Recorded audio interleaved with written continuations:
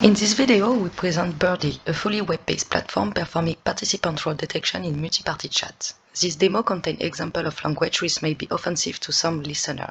They do not represent the view of the author. Let's talk about our motivation. Why do we perform bullying participant role detection? First, this is about exploring diversity.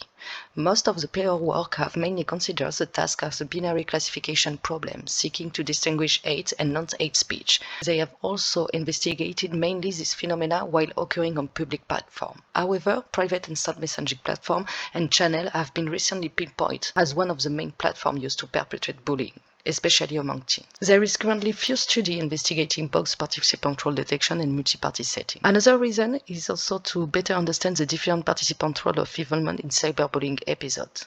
Better understand how it is organized and perpetrated. By identifying more granular insight in bullying context, it can be beneficial, for instance, for enabling target bullying prevention strategies. And now, why BERT? Why do we design it? First, we wish to develop a pipeline easily adaptable to other languages, as cyberbullying is an universal phenomenon.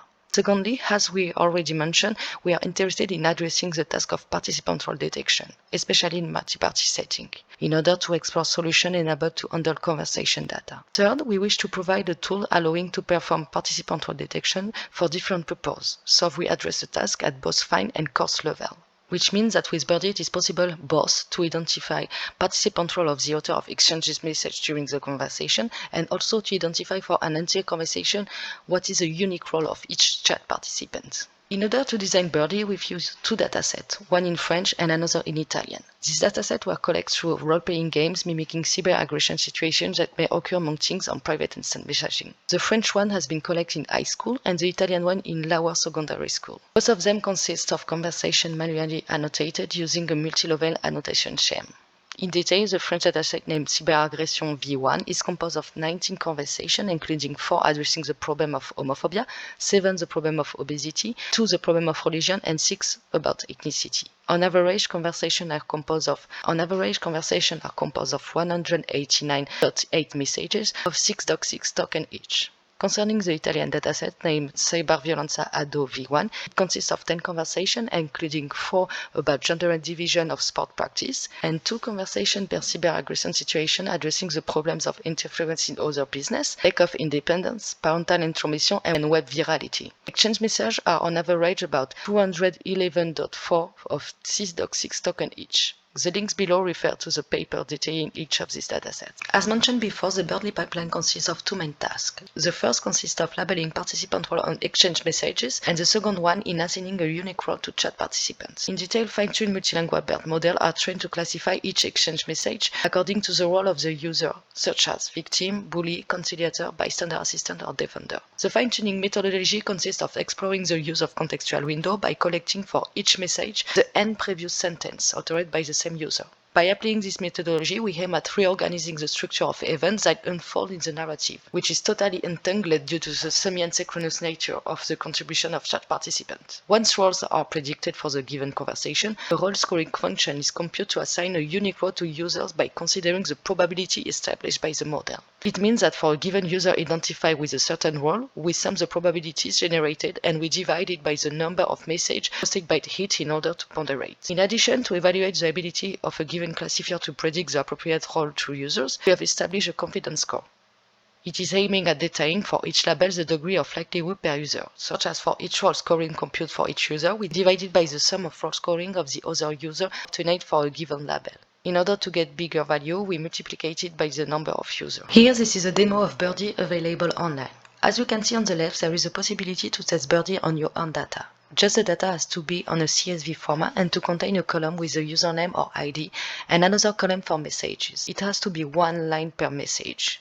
On the right, you can test BiRDy on dummy data on both French and Italian. By clicking on the load button, it shows up a sample of a conversation. Here, it is a conversation extract from the Cyberagression Ado V1 dataset. These 2 columns are the mandatory columns to have if you wish to test BiRDy on your own data. Below of this data frame, there is a slide bar from which you can select the contextual window size. According to the select size, it calls the appropriate fine-tuned model and also shapes the input data to the appropriate shape as well. Here, let's select 6 as the size of the contextual window and let's click on the Analysis button. The process can take a couple of minutes. It is as long as the size of the selected window. As a result, we obtain for the given conversation the ID name of the victim resulting from the scoring function. The girl refers to the name of the victim and the bully in the given conversation. The generated chart presents the distribution of the confidence scoring per user. Hovering with the mouse allows to get detailed information about the distribution. As we can observe in this case, Fatima is correctly identified as a victim, following by Teresa its bully support having the second highest score. Concerning the bully, Pierre is identified as the bully despite it's not the correct role. However, Pierre is one of the bully bystander participating to bully the victim. We will explain in the following slides the phenomenon occurring here and explaining the model mistakes. By scrolling on the dataset, information about other roles are available. Sometimes a bar can be missing, which refers to missing prediction of the model. By clicking on the button download, the function model corresponding to the selected contextual window can be downloaded and reused. Exactly the same experiment can also be conducted on Italian as well. The first experiment is about assigning performance on the participant role on exchange messages. Each fine-tuned model corresponding to a contextual window size have been trained and tested. The distribution of the trained validation and testing set are presented in the table on the right. Each set is composed of the exact same inputs over the runs, which allow to determine the impact of aggregating contextual information. As we can observe, using contextual window allows to increase significantly the performance comparing to not using any. Having a look to the performance for the French dataset shows a linear growth of the performance until reaching the size of 9, suggesting that beyond this window, aggregating information leads to bias, or are not enough informative to help in restructuring the narrativity. Conversely, this is with a window of 10 that the best performance are observed on the Italian dataset. We can observe a stagnation between the windows 6 to 9, suggesting that for this dataset, it is while reaching this point that extra aggregated information leads to bias. The procedure used to collect the scenario, the type of cyber-aggression topic addressed, and the age of participants involved into role-play games are among factors explaining such difference in model performance between languages. But as we are working on conversational data, an important factor to consider is the notion of narrative events. As narrative consists of a chain of events, event propel narrative. Here, event, I mean the context of cyber-aggression situation. Events can refer to topic shifting of cyberbullying episode among others. The difference of performance while increasing contextual window can be impacted by their ability to reorganize narrativity in terms of events. For instance, the decrease in performance after the window 9 in French can suggest an overlapping between two events which lead to bias. From this chart, we obtain highlights about the size of contextual window to consider in order to reorganize the narrativity. For this experiment, we have computed the role scoring function on each conversation extracted from the dataset, namely 19 chats in French and 10 in Italian. Fine-tuned models trained in the experiment 1 are used in this evaluation to generate prediction on the bullying participant role over conversation. As we can observe, the identification of bullying in the Italian dataset is more accurate than for victims. It reached twice a score of 1. Conversely, the identification of victims performed better in the French corpus than for bullies. For this experiment, we have conducted an error analysis showing multiple confusion in identifying the correct role. The main mistakes are observed between the bully and its support, the victim and its support, and the victim and the conciliator.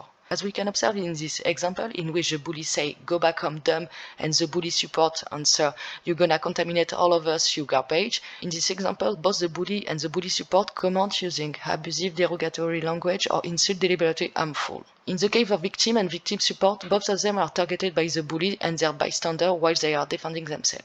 And for the victim support and the conciliator, both of them help the victim against bully aggressions. We've also reported ambivalence in certain roles, such as the conciliator, which can adopt a posture of defender or perform aggression in order to mediate the disagreement among participants. In this example, the conciliator is using derogatory language to stop the debate. The third common mistake observed is about the engagement in bullying, which can switch over the conversation. In this example, the victim support becomes the bully by threatening the bully itself. The victim say, "Why did you post that?" The bully support answer is, "Come on, delete this pic," and after a couple of exchange, the victim support write, "I'm gonna come at your place and slap your face." To sum up, we have introduced BiRDy, a fully web-based platform performing participant role detection in multi-party chat. We have evaluated BiRDy on two datasets, I mean the labeling of participant role on exchange messages, and secondly on the assignation of a unique role to chat participant. To conclude, obtained results are promising and suggest that BiRDy can help in monitoring cyberbullying on private instant messaging platform, channel, or any media relying on multi-party setting. Thank you very much for your attention.